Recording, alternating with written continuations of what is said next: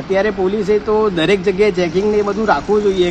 યુથની અંદર જે પ્રમાણે અત્યારે ફિલ્મોને વેબ સિરીઝને જે ઓટીટી પ્લેટફોર્મ પરથી જે જોવામાં મતલબ કે યુથ જે શીખી રહ્યું છે તેમાં ખુલ્લેઆમ જે પાવડર લઈ રહ્યા છે, કે ડ્રગ્સ લઈ રહ્યા છે, સિગરેટ પી રહ્યા છે, દારૂ પી રહ્યા છે, તો એનાથી અભિભૂત થઈને અત્યારે પબ્લિક વધારે મતલબ કે એનું વ્યસન લઈ રહ્યા છે. ગુજરાતમાં ડ્રગ્સની સમસ્યા દિવસે ને દિવસે વધી રહી છે. ગોવા, મુંબઈ, દિલ્હી, પંજાબ અને હવે ગુજરાતનો વારો ડ્રગ્સમાં જોવા મળી રહ્યો છે. ગુજરાતના યુવાનોમાં ડ્રગ્સની સમસ્યા ખૂબ જ વધી ગઈ છે. આપણે જોઈ શકીએ છીએ કે કોલેજોમાં પણ ડ્રગ્સ હવે પહોંચી ગયું છે. નાની નાની ઉંમરના લોકોમાં ડ્રગ્સની સમસ્યા ખૂબ જ જોવા મળી રહી છે. જે ડ્રગ્સ લઈ રહ્યા હતા એ હવે પેડલર બની ગયા છે. ગુજરાતની અંદર ઘણા સમયથી ડ્રગ્સનું વેચાણ થઈ રહ્યું હતું, હવે તેની ફેક્ટરીઓ પણ મળી રહી છે. તો આજે આપણે કેટલાક લોકો સાથે વાતચીત કરીશું, જાણવાનો પ્રયત્ન કરીશું કે તેઓ આના વિશે શું કહે છે. આ ડ્રગ્સની સમસ્યાને પહોંચી વળવા માટે તમને શું લાગે છે, પોલીસે શું પગલાં લેવા જોઈએ? અત્યારે પોલીસે તો દરેક જગ્યાએ ચેકિંગ ને એ બધું રાખવું જોઈએ, કારણ કે જે પ્રકારે અત્યારે બધા પાર્ટી કરીને જે આખું કલ્ચર, આખો અમદાવાદનો કલ્ચર જે બની ગયો છે આખું પાર્ટીનો ને એ બધો, તો એ બધી જગ્યાએ ચેકપોસ્ટ રાખી બધાને ચેક કરવા જોઈએ ફરજિયાત, કે જેથી કરીને કોઈ આવા રબારી ચડેલા હોય. આ તો આના લીધે એક્સિડન્ટ ને એ બધાના કેસો વધી જાય છે, કારણ કે કોઈ ડ્રગ્સ કાં તો કોઈ દારૂ ને એ બધાના લતથી આવેલા હોય અને કોઈ બીજો આનો ભોગ બની જતા હોય છે. તો આના લીધે પોલીસે બી થોડુંક ધ્યાન રાખવું પડે, થોડુંક સતર્ક રાખીને લોકોને ચેક કરવા પડે. ભલે થોડીક કોઈને પ્રોબ્લેમ થાય, કોઈને સમસ્યા થાય તો એનું નિવારણ લાવવું પડે આ લોકો. ગુજરાતમાં છેલ્લા કેટલાય સમયથી ડ્રગ્સની સમસ્યા ખૂબ જ જોવા મળી રહી છે. પંજાબ જેવી હાલત હવે ગુજરાતની પણ થઈ રહી છે. શું કહેવા માગો છો? આમાં તો કંઈ થઈ શકે એમ નથી. એનું રીઝન જ છે કે પેલું નથી ભાઈ કે ગુજરાતમાં એવું છે કે દારૂબંધી છે, પણ સૌથી વધારે દારૂ ગુજરાતમાં જ વેચાય છે. તો પોલિટિક્સથી લઈને પોલીસથી લઈ અને આપણા નશાબંધી ખાતું છે, બધાને ખબર તો હશે જ. આજે લોકલ માણસો કદાચ એ લોકોને આજુબાજુની કમ્પ્લેન પણ કરે, પણ એમાં પણ કોઈ એક્શન નથી લેવાતું. એટલે મેં વસ્તુ એવું છે કે પોલીસથી લઈને તંત્રથી લઈને બધા અંદર મળેલા હશે, એ જ વસ્તુ થઈ રહી છે. અને હવે ડ્રગ્સની વસ્તુ હોય છે, ડ્રગ્સમાં દારૂ કરતાં વધારે કમાણી થતી હોય છે અને વધારે એને કેવું છે કે હાઈફાઈ લોકો વધારે અંદર ઇન્વોલ્વ થતા હોય છે, પૈસા વધારે મળતા હોય છે. એટલે ઉડતા પંજાબ હતું એવી રીતે ઉડતા ગુજરાત થવાનું. આપણે જોઈ શકીએ છીએ કે યુથની અંદર ડ્રગ્સનું પ્રમાણ ખૂબ જ વધી ગયું છે. કોલેજોની અંદર ડ્રગ્સ ઘૂસી ગયું છે. શું કહેશો એના વિશે?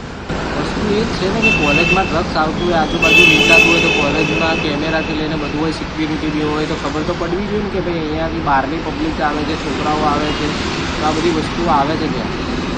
અને આટલું બધું તમને લાગે છે કે ગુજરાતમાં આ બધી વસ્તુઓ થઈ રહી છે, તો શિક્ષણ ખાતાએ બી એ રીતની વોચ રાખવી જોઈએ સ્કૂલથી કોલેજોમાં લઈને કે આ વસ્તુ ના થવી જોઈએ. યુવાનો ડ્રગ્સ લઈ રહ્યા છે, સાથે હવે કેટલાક યુવાનો પેડલર પણ બની ગયા છે. ડ્રગ્સ લેનાર હવે પેડલર બન્યા છે. શું કહેશો એના વિશે?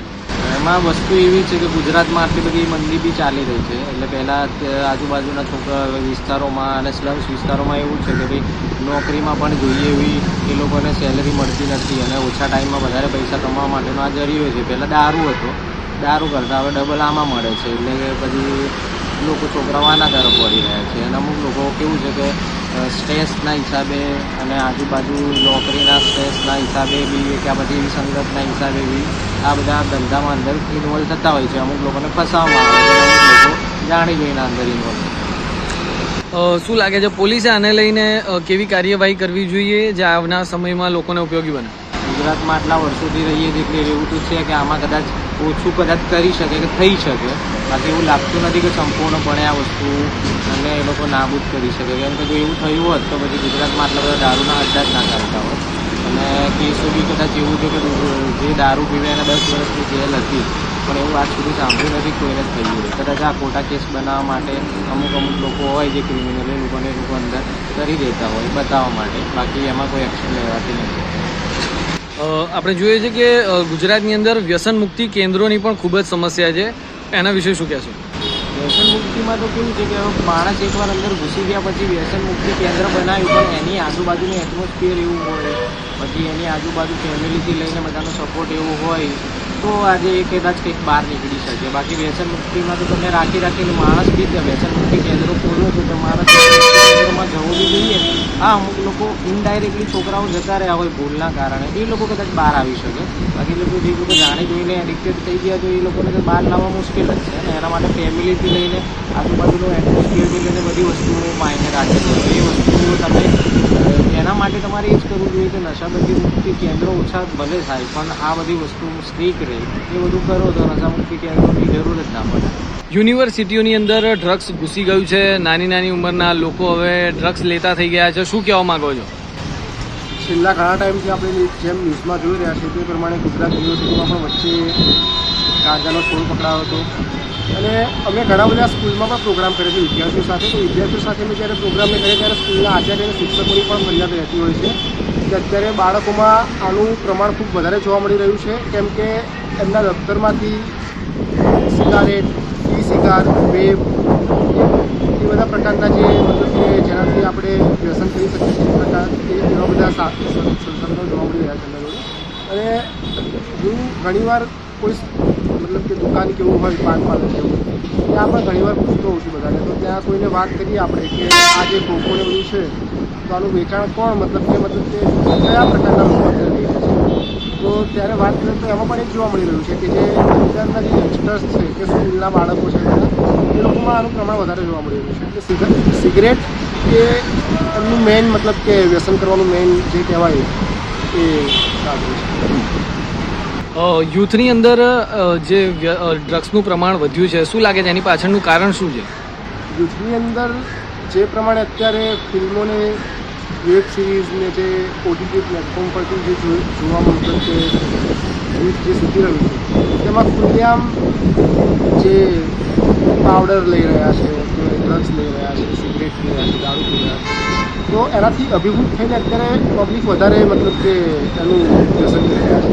જ્યારે અમે સ્કૂલમાં જઈએ અને પૂછીએ કે તમારા રોલ મોડલ કોણ છે, તેમના રોલ મોડલ પણ એ પ્રકારના જ હોય છે કે જે પિક્ચરને આ બધું સિરીઝને બધું આવે છે એમાં જે આ પ્રકારના વ્યસનો કરતા હોય છે એ લોકો જ હોય છે. એટલે મને સાફ એવું લાગે છે કે અભિભૂત આ લોકો ત્યાંથી જ થઈને શું લાગે છે આવનાર સમયની અંદર ગુજરાતમાં આનું પ્રમાણ વધુ ન થાય એના માટે શું પગલાં લઈ શકીએ?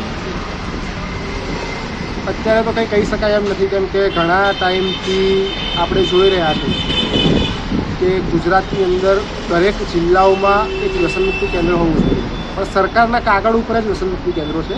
અમે આરટીઆઈ કરી તો ગુજરાતના 5 થી 6 જિલ્લાઓમાં જ વ્યસન મુક્તિ કેન્દ્રો છે. અમદાવાદનું નસીબ છે કે અમદાવાદ જોડે 2 વ્યસન મુક્તિ કેન્દ્રો છે, પણ એ 18 વર્ષથી ઉપરના જે પુખ્તવયના હોય એ લોકો માટે છે. જે બાળકો છે એમને ટ્રીટમેન્ટ નથી મળતી. એ લોકોને જુવેનાઇલ જસ્ટિસની જે મતલબ કે જોગવાઈ પ્રમાણે બાળ સંરક્ષણ ગૃહ છે ત્યાં રાખવામાં આવે છે કે જ્યાં ફેસિલિટી કોઈ જ નથી હોતી, ટ્રીટમેન્ટની કોઈ ફેસિલિટી નથી હોતી, ત્યાં રાખવામાં આવે છે. એટલે હવે સરકારે આના ઉપર ધ્યાન દેવું જોઈએ અને બાળકોમાં જે પ્રમાણે વ્યસનનું પ્રમાણ વધી રહ્યું છે તે પ્રમાણે બાળકોને લઈને વ્યસન મુક્તિ કેન્દ્ર ઊભા થવા જોઈએ એવું લાગે છે. કોલેજોની અંદર ખૂબ જ વ્યસન વધ્યું છે. અત્યારે કોલેજોમાં ડ્રગ્સનો ટ્રેન્ડ આપણે જોઈ શકીએ છીએ. નાની ઉંમરના છોકરાઓ ડ્રગ્સ લઈ રહ્યા છે. શું લાગે છે આનું કારણ શું છે? દેખાદેખી શું છે આનું કારણ? મેં જેમ વાત કરી એ પ્રમાણે વેબ સિરીઝનું જે અત્યારે કન્ટેન્ટ આવી રહ્યું છે એનાથી જ લોકો જોઈ રહ્યા છે અને રીલ્સમાં પણ એકદમ ફ્રીલી તમને કન્ટેન્ટ અને જોવા મળી રહ્યું છે. એટલે ત્યાંથી પણ લોકો કેચઅપ કરી રહ્યા અને એડોપ્ટ કરી રહ્યા છે. અને યુનિવર્સિટીમાં એ રીતે જોવા જઈએ તો ત્યાં પણ એક સેલ ઊભો કરવો જોઈએ કે જે આ પ્રકારના વ્યસનમાં જો કોઈ સંપડાઈ ગયું હોય કે જેને બહાર નીકળવું છે એના ચુંગાલમાંથી, તો એ લોકો ત્યાં ડાયરેક્ટ યુનિવર્સિટીના એ સેલમાં જઈને એનું કાઉન્સેલિંગને કરી શકે અને એની ટ્રીટમેન્ટ લઈને એ લોકો એમાંથી છૂટી શકે. ડ્રગ્સ લેવાની સમસ્યા તો ખૂબ જ મોટી છે, પરંતુ હવે જે લોકો ડ્રગ્સ લઈ રહ્યા છે તે ધીમે ધીમે પેડલર બની રહ્યા છે. એના વિશે શું કહેશો? જે પ્રમાણે અત્યારે ડ્રગ્સનું પ્રમાણ વધી રહ્યું છે એ જ પ્રમાણે ધીમે ધીમે મતલબ કે કોઈ વ્યક્તિ જે પેડલર છે મેન એ પહેલાં આવીને એ વ્યક્તિને આપશે, ફ્રીમાં ચખાડશે, પછી એ એટલું કોસ્ટલી હોય છે કે જેના કારણે એ લેવા માટે કંઈક ને કંઈક એને જુગાડ કરશે, કેમ કે રહી નથી શકતો નશાના કારણે, નશો કર્યા વગર નહીં રહી શકે. એટલે એ પછી પેડલિંગ કરતો હોય છે ને એમાંથી જે પૈસા મળે એમાંથી એ વ્યસન કરવા માટે ડ્રગ્સ લઈને પછી વ્યસન કરતો હોય છે.